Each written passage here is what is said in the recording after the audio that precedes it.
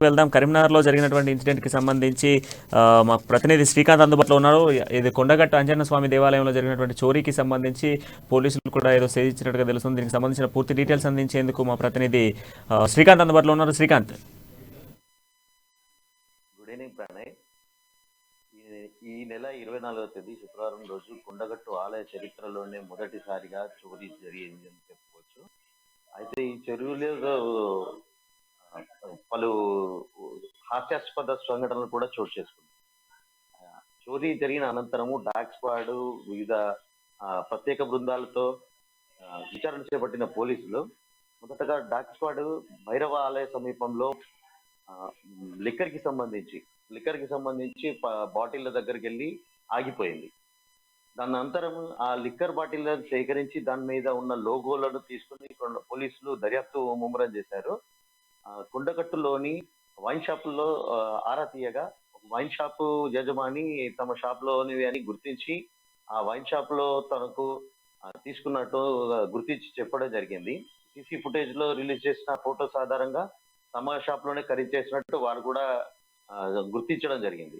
అయితే ఇక్కడ చెప్పుకోదగ్గది ఏమంటే ఫోన్ పే ఏదైతే మనము మోడీ గారు ఎంకరేజ్ చేస్తున్నారో యూపీఐ యాప్లు డిజిటల్ పేమెంట్స్ ని ఎంకరేజ్ చేస్తున్నారో అది ఒక దొంగను పట్టించడంలో కూడా కీలక పాత్ర పోషించిందని చెప్పుకోవచ్చు. ఎలాగంటే ఆ మద్యం సేవించడానికి వచ్చిన దొంగలు యూపీఐ ద్వారా ఫోన్ పే ద్వారా చెల్లింపులు చేసినట్టు మనకు ఉన్న రహస్య సమాచారము. దాని అనంతరం వాళ్ళు చోరీ చేసిన అనంతరము లిక్కర్ ఏదైతే తీసుకొని వెళ్ళి తాగి పడేసిన తర్వాత ఆ డాగ్ స్క్వాడ్ గుర్తించడం జరిగింది.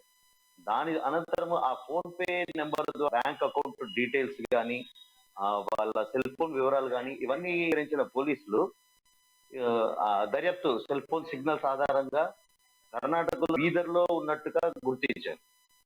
వెంటనే ప్రత్యేక బృందాలు దిగి సెల్ ఫోన్ సిగ్నల్స్ ఆధారంగా వారిని తీసుకొచ్చి ఇద్దరు దొంగలు పట్టుకున్నప్పుడు ఒక్క దొంగ మాత్రం పరారీలో ఉన్నట్టు మనకు అందుతున్న సమాచారం. కాకపోతే పోలీసులు ఇంకా కూడా వారి అరెస్టును నిర్ధారించట్లేదు. ఎందుకంటే దీనిలో ఇంకొక యాంగిల్ కూడా ఉంది. ఎలాగంటే పోలీసులు ఈ రోజు విచారణలో నిన్న సాయంత్రం జరిగిన విచారణలో ఆలయ సిబ్బంది ప్రత్యేక విచారణలో ఏం జరిగింది అంటే ఆలయ అర్చకులు ఎవరైతే ఉంటారో ఆ రోజు పర్టికులర్ డేట్ లో సీసీ ఫుటేజ్ పరిశీలిస్తే వాళ్ళు ఏం చేశారంటే ఎవరైతే డబ్బులు వాళ్ళకి దక్షిణగా ఇస్తారో వాళ్ళకి స్వామివారి చందనం అనేది తమలపాకులో పెట్టి ఇవ్వడం జరుగుతుంది. దాదాపు 40 నిమిషాల పాటు ఆ చందనం పెట్టిన విజువల్స్ సీసీ కెమెరాలో రికార్డ్ అయింది. ఆ రికార్డ్ అయిన తర్వాత దాని నుంచి ఇంకొక చెప్పుకోదగ్గ అంశం ఏంటంటే చోరీ జరిగిన రోజు స్పెషల్ ఆఫీసర్ ఆ రోజు డ్యూటీలో ఉండాల్సిన ఆఫీసరు రాకపోగా లీవ్ లో ఉన్నప్పుడు ఈ ఎవరైతే అధికారి ఉంటారో కార్యనిర్వహణ అధికారి ఆ అధికారి మౌఖికంగా అంటే లిఖిత పూర్వకంగా ఎలాంటి డ్యూటీ పాస్ జారీ చేయకపోగా మౌఖికంగా ఆదేశాలతో సదరు అధికారిని డ్యూటీ నిర్వహించాల్సిందిగా ఆదేశాలు జారీ చేశారు. సో ఆ రోజు దొంగతనం జరిగిన తర్వాత సదరు అధికారికి మెమో కూడా జారీ చేశారు. మెమో జారీ చేసిన తర్వాత ఆ అధికారి ఆ మెమో తిరస్కరించడానికి నాకు లిఖిత పూర్వక డ్యూటీ చార్ట్ లో నా పేరు లేదు, నాకు ఎలా మెమో ఇస్తారంటూ స్వల్పంగా ఈవోతో వాగ్వాదం జరిగినట్టు మనకున్న రహస్యం. ఇక్కడ ఇంకోటి ఏంటంటే ఆ రోజు ప్రతిరోజు సాయంత్రం వేళలో 6 అర్చకులు విధులు నిర్వహించాల్సి ఉంటుంది. కానీ చోరీ జరిగిన ఈ రోజు మాత్రం కేవలం ఒక అర్చకుడు ఒక సహాయకుడు మాత్రమే ఉన్నట్టు తెలుస్తోంది. ఇదంతా ఇంటి దొంగల పనేమో అనే అంశంలో కూడా మనకి కొంత సమాచారం ఉంది. ఈ రోజు అంటే స్థానిక ఎమ్మెల్యే చొప్పదండి ఎమ్మెల్యే సుంకె రవిశంకర్ ఆలయ దర్శనం కూడా చేసుకున్నారు. చిన్న హనుమాన్ జయంతి ఏర్పాట్ల గురించి ఆరా తీశారు.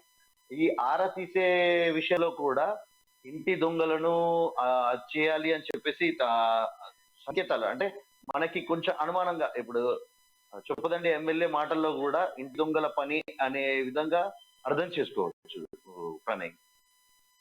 శ్రీకాంత్, అదేవిధంగా నిందితుల దగ్గర నుంచి దాదాపుగా కూడా 60% రికవరీ చేసినట్లు కూడా పోలీసులు చెప్తా ఉన్నారు. దాదాపు వారికి సంబంధించినటువంటి కొన్ని క్లూస్తో పాటుగా 60% ఆఫ్ రికవరీ చోరీలో నుంచి జరిగింది అంటూ కూడా చెప్తున్నారు. సో ఇది వాస్తవంగా రికవరీ జరిగిందా? ప్రణయ్, ప్రణయ్, ఎక్కడ కూడా పోలీసులు నిందితులను మీడియా ముందుకు ప్రవేశపెట్టలేదు. ఇప్పటి వరకు ఎలాంటి నిర్ధారణ గాని ఏది కానీ చేయట్లేదు.